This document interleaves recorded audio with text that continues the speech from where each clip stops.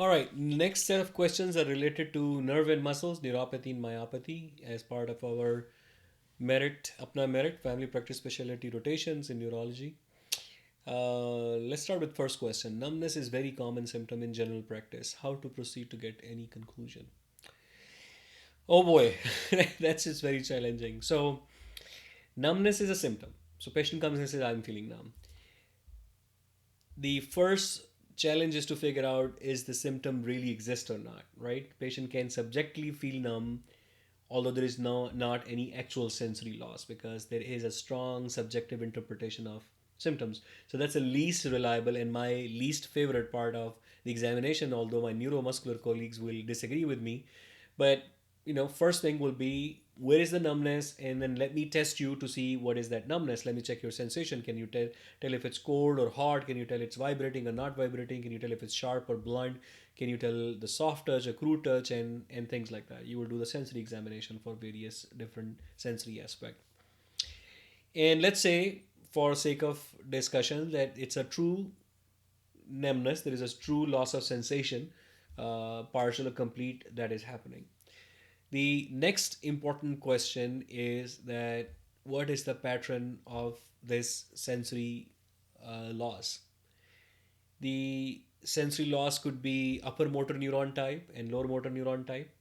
We just had a long discussion upper motor and lower motor neuron in my earlier video, so watch that video if you haven't to go into that detail. But bottom line is that is a numbness coming from or loss of sensation coming from a nerve damage or coming from a stroke. Stroke will have a specific pattern, usually will be either half of the body or one limb gone. Usually not be patchy. You'll be very prominent, usually dense involvement of the whole limb, or something like that, and you can tell. While the nerve could be all sorts of pattern, right? There are few common patterns that we see. The two important one will be loss of uh, sensation in a specific area. That area either could be what we call a dermatome, meaning that all the sensory area sensation in that area is supplied by a single root in the spinal cord, or it could be in a specific nerve location, meaning that the loss of sensation is in an area that is all covered by supplied by a specific nerve, and they both are different. There is a pattern of sensory nerve location, but then the same nerve root may have different nerves involved. So then there is a dermatomal pattern, which is the nerve root involvement. And you have to think of both in my mind. But usually it's an area, it's a geographical area. We have like fuzzy borders or something like that, but you can tell that it's a specific area that is being affected. The other common pattern is what was called glove and stocking loss of sensation. Glove and stocking basically simply means, which is actually one of the question again, what do we mean by glove and stocking? And what we mean is that the area that is involved can be represented by wearing a glove and a stocking. So if you wear a glove and then the glove is covering the front and back all the way down to your wrist here, you have worn a glove, some can be a long glove or a short glove, but a glove is basically an area that can be explained by wearing something like a glove. And similarly, stocking, if you put socks on your foot, then the socks is covering the whole leg up to that edge of the sock. Could be short sock, long sock, then all of that is kind of a area covered by socking. So if you have a loss of sensation that is very distal in the limbs and comes up, and although there is no glove that covers only fingers, but it could be only finger involvement, and then going up, edging upwards, there is a clear kind of a demarcation that above it looks normal and below it doesn't feel normal. And sometimes you can actually put something that you walk across the skin until they say, oh, right here it's normal. So they can actually tell you exactly an edge. That's called a glove and stocking pattern.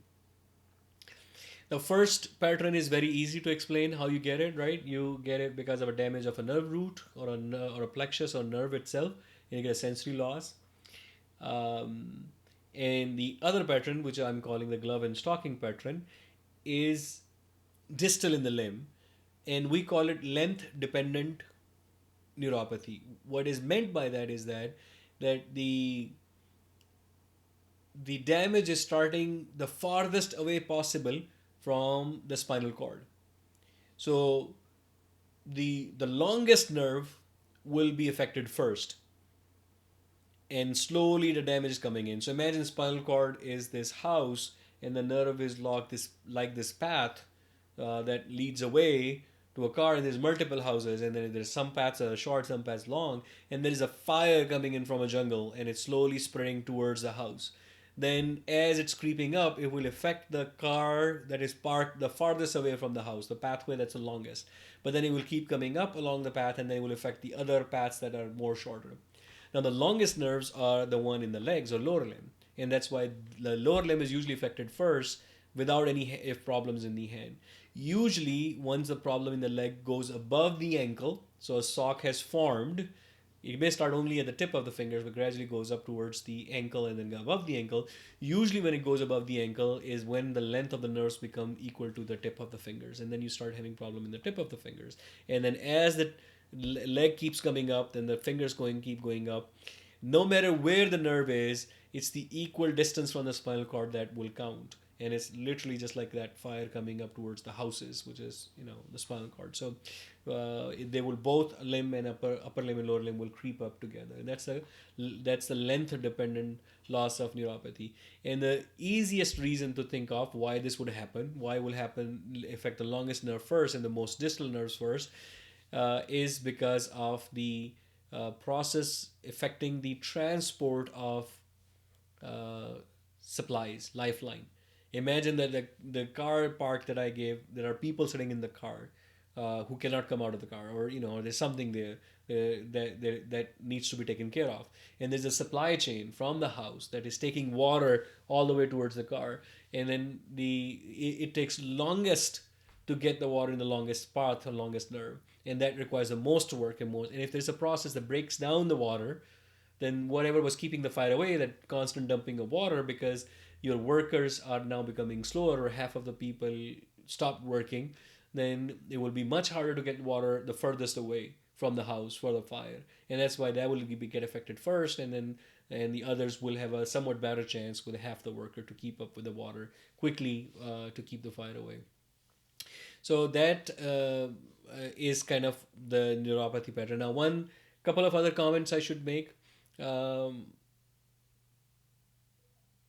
Neuropathy. So, when you say the numbness is common symptom, let's focus on the lower motor type, not the upper motor, and let's focus on neuropathy, not the radiculopathy or the plexopathy. Well, you can also think about them, but the point I was going to make was that the sensory loss may or may not be associated with a weakness.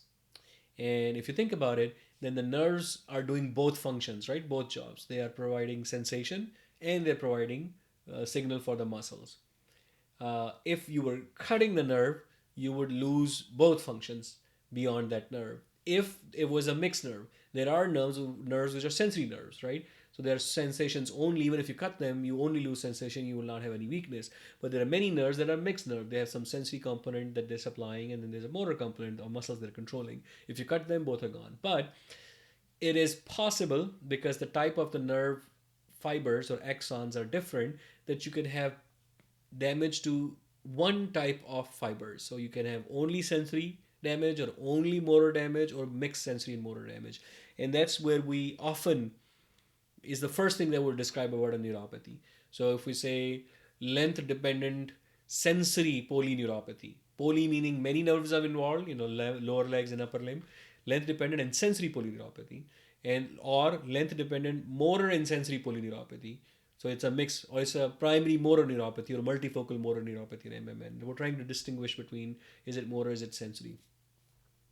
And I will conclude for a GP level, because you started with a question about numbness, that the primary sensory neuropathies, which does not have a motor involvement, are usually the ones that are the less severe one, the benign ones, while motor involvement is where it gets problematic, and those could be serious diseases, and there may be autoimmune diseases, and there may be diseases that require high doses of steroids or other immune therapies to treat. So I would be much more concerned if there is motor weakness along with a sensory loss, and much less concerned if there is only sensory loss.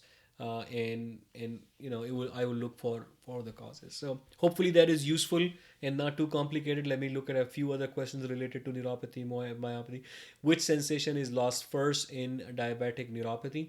So diabetic neuropathy is length dependent, usually sensory polyneuropathy. There are a couple other diabetic neuropathy patterns. There's a diabetic monocranial neuropathy. There's a amyotrophy, diabetic amyotrophy, which is a motor kind of a muscle disease or a motor neuropathy that can happen. Mixed motor neuropathy. And then there's a demyelinating versus axonal neuropathy. So many patterns, but predominantly it's a length dependent sensory neuropathy with loss of sensation in the feet first, and then when it goes above ankle, then you have the glove and stocking involving the hand too that starts. Which sensation? Um, I don't know the answer to that for sure, to be honest, but I would remember if I go from the top of my head, I will say that the usually the sensation we lose first probably are vibration and pinprick, but I'm not 100% sure on that. Explain why it is glove and stocking. We did that. Someone with left foot dorsiflexion difficulty after ERCP in gallbladder. Any association? Sensation has decreased as well below ankle. Thanks. So it's a motor and sensory loss in left foot after having ERCP in gallbladder.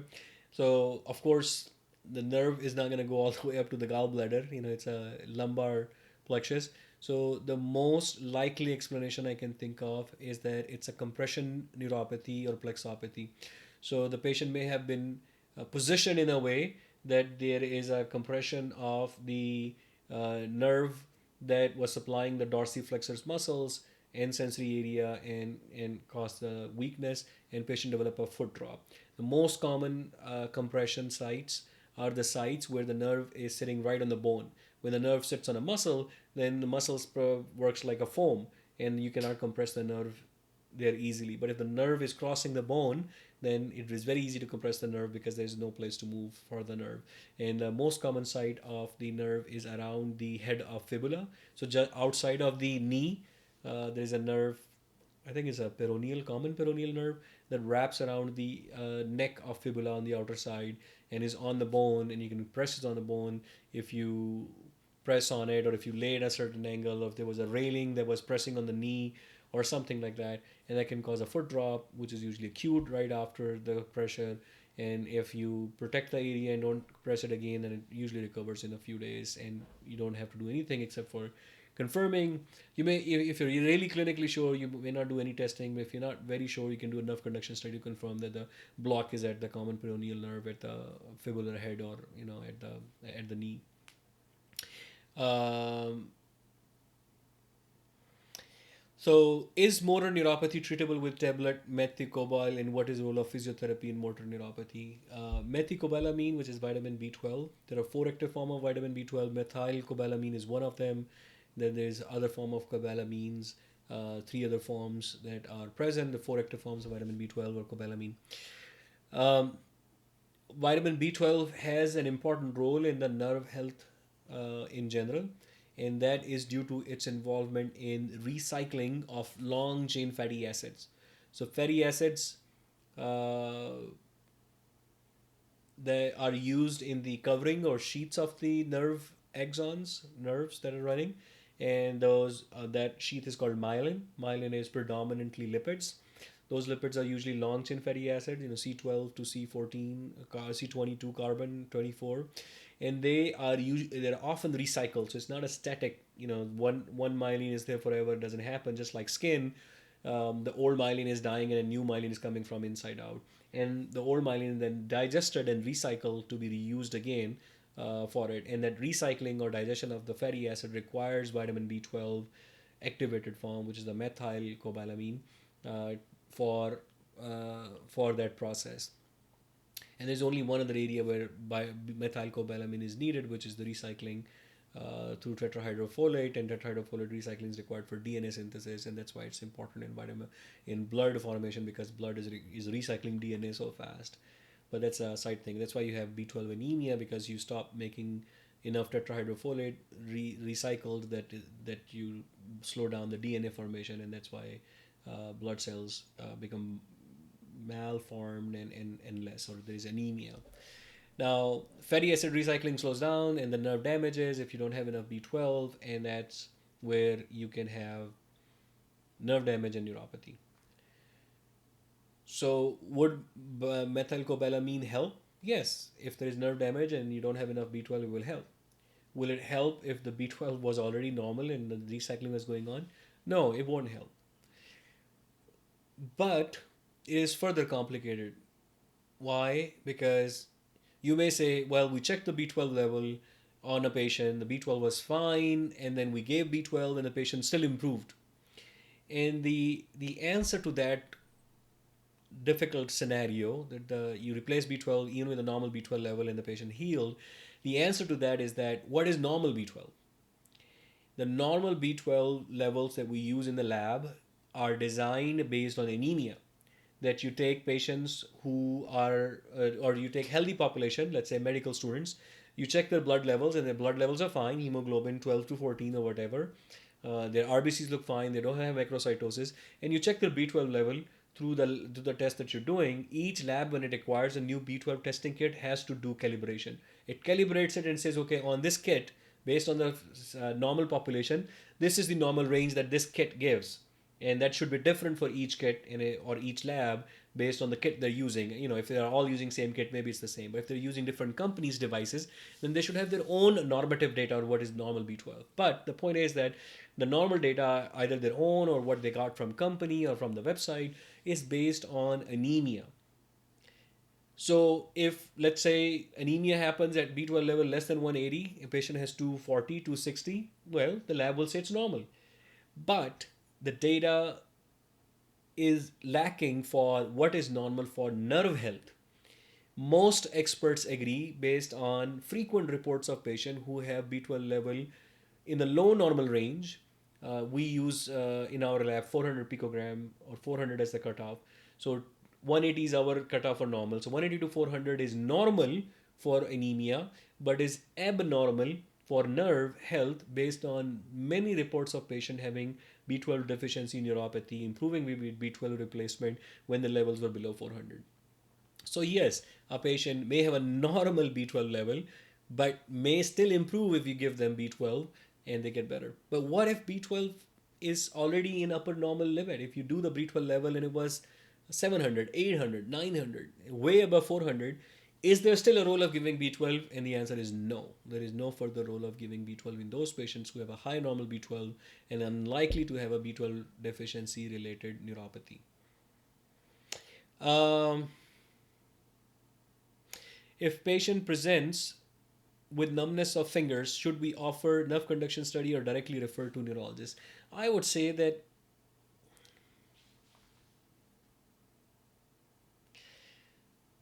in United States, in US, many primary care physicians order nerve conduction studies and they follow up on it. The rule in America, and I think probably in Pakistan too, is that if you are ordering the test, you are responsible for using it for clinical decisions. You will get a report and you'll have to interpret the report, but let's say report is loud and clear, you understand everything that's being said, then it's your duty to follow up with it. And if you did something, if you fail to follow up on the report, and you cannot claim that, oh, because it was not my expertise, I was not able to follow the report. The rule is that if you ordered the test, you are responsible. They don't care whether you were trained on that test or not.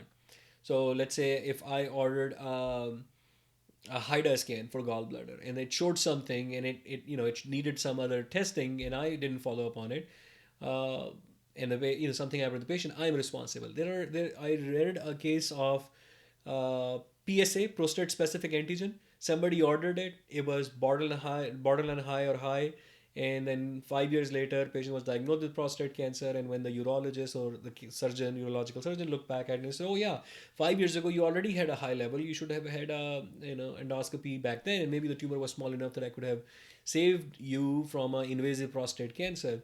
And the court and they basically sued the general practitioner, saying that he ordered the PSA, and the general practitioner said, "I'm not a urological surgeon. I didn't know what to do with it." And the court said, "No, You ordered the test. You are supposed to know what to do with this test, and you're responsible for not appropriately using the report. So I would not order anything I am not comfortable interpreting or using it. So I guess the moral of the story is that yes, you can do it as a general practitioner, but you should feel comfortable enough, familiar enough to be able to handle it if you're going to order the test, and be responsible for it. Very good. Let's stop here for the next